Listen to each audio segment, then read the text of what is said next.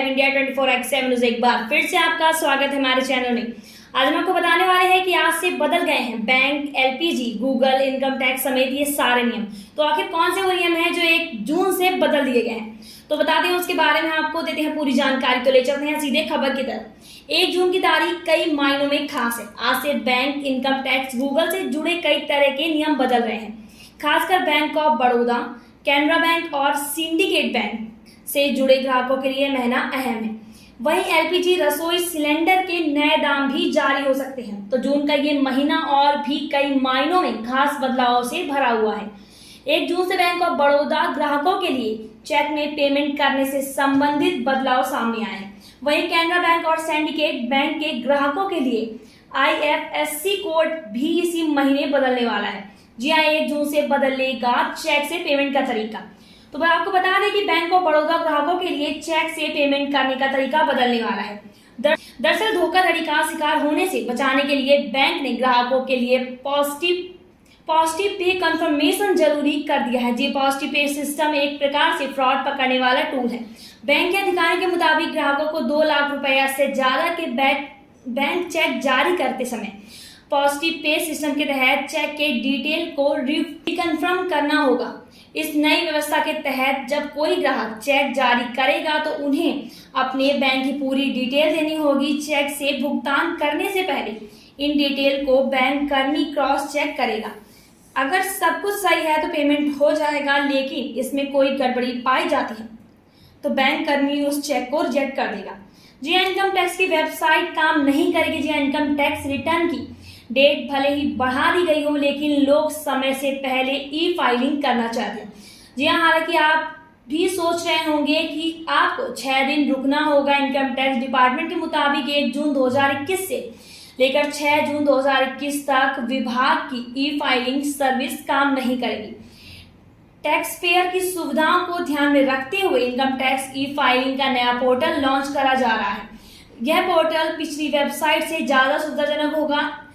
www.incometaxindia.efiling.government.in से नए portal www.incometaxgovernment.in पर डेटा माइग्रेशन का काम पूरा हो गया है।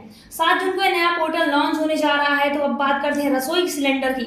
जी हाँ, रसोई गैस सिलेंडर के नए दाम। 1 जून से एलपीजी यानी कि रसोई गैस सिलेंडर के दाम में भी बदलाव संभव हो रहे हैं। अनमोल यह महीना तेल कंपनी रसोई गैस सिलेंडर के नए दाम जारी करती है। कई बार तो देखा गया है कि महीने में 2 बार भी कंपनी ने रेट में बदलाव किए। फिलहाल दिल्ली और मुंबई में 14.2 केजी वाले सिलेंडर की कीमत 809 रुपए कर दी गई है। वहीं चेन्नई में 14.2 केजी वाले सिलेंडर की कीमत 825 रुपए कर दी गई है, जबकि कोलकाता में इसकी कीमत 835 रुपए 50 पैसे हो गई है। तो वहीं पर 14.2 केजी वाले सिलेंडर के अलावा 19 केजी वाले सिलेंडर के भी दाम में बदलाव हो सकते हैं। लेकिन जरूरी नहीं है कि 1 जून को ही ये कीमतें जारी हो। कई बार रेट समान ही रह जाते हैं और फिर अगले कुछ दिनों में कंपनियां नया रेट जारी कर देती हैं।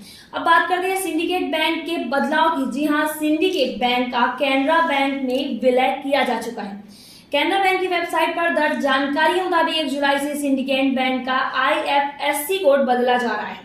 सिंडिकेट बैंक के ग्राहकों को नया आईएफएससी कोड 30 जून तक अपडेट करने की सलाह दी गई है। कैनरा बैंक की आधिकारिक वेबसाइट पर नए आईएफएससी कोड के जरिए जानकारी मिलेगी। तो अब बताते हैं कि आखिर गूगल में क्या बदलने वाला है। तो 1 जून से गूगल एक बड़ा बदलाव कर रहा है। गूगल की सेवाओं के तहत आपकी स्टोरेज सीमित होने वाली है। गूगल अपने यूजर्स को 15 GB का स्पेस मुफ्त में नहीं देगा। इससे ज्यादा स्पेस के लिए पेमेंट करना होगा। यानी आप अगर email, Google photo, Google drive में सीमित 15 GB स्पेस के मुफ्त में यूज कर सकेंगे। अब आपको अनलिमिटेड फोटो अपलोड करने से भी बचना होगा। जी हाँ, वही फाइल, इमेज, वीडियो युक्त मेल को भी जरूरत के मुताबिक ही इनबॉक्स में रखना होगा। जी हाँ, 15 जून से लागू होगा गोल्ड हॉलमार्क की नियम।